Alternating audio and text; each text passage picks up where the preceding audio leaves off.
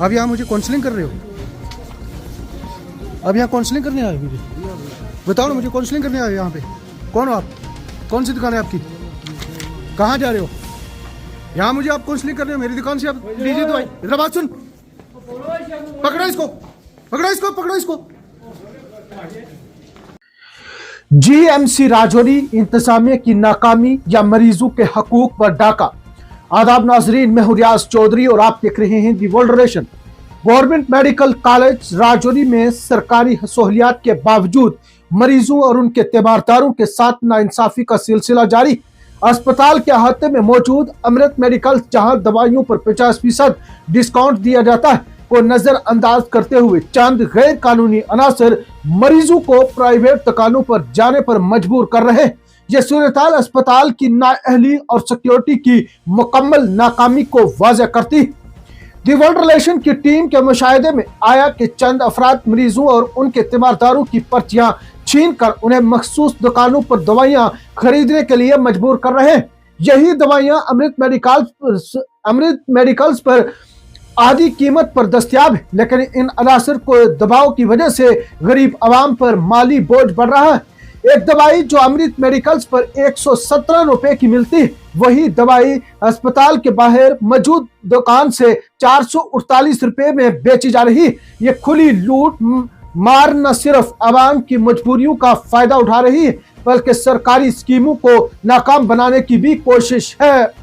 ये जो आप तस्वीरें देख रहे हैं, ये जीएमसी राजौरी के अस्पताल के अहाते की है, जहां पर पर्चियां छीन कर या मरीजों और अटेंडेंट्स को जबरदस्ती प्राइवेट दुकानों पर ले जाने वाले अफराद को देखा गया है। इनमें एक शख्स, जब दी वर्ल्ड रिलेशन की टीम ने वहां पहुंचकर सूरत-हाल को उजागर किया तो ये शख्स भागते हुए मौका से फरार हो गया।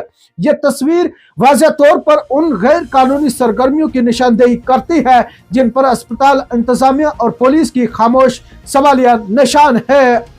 इंतजामिया की खामोशी, प्रिंसिपल और मेडिकल सुपरडेंट की जिम्मेदारी।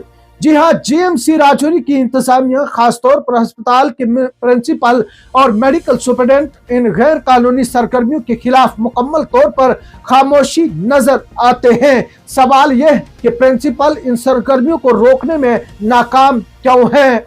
मेडिकल सुपरडेंट, जिनकी जिम्मेदारी है कि अस्पताल में सिक्योरिटी और मरीजों के हकूक का तहफ़्फ़ुज़ यकीनी बनाए, इन मामलात पर कोई कार्रवाई क्यों नहीं कर रहे हैं?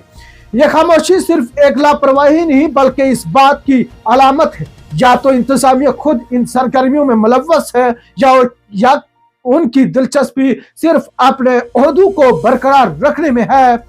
दौरे के दौरान अस्पताल की सिक्योरिटी इंतहाई गैर फाल नजर आई। ना तो अस्पताल के दाखिली दरवाजे पर कोई मौसर चेकिंग थी और ना ही इन गैर कानूनी अनासर के खिलाफ कोई कार्रवाई की गई।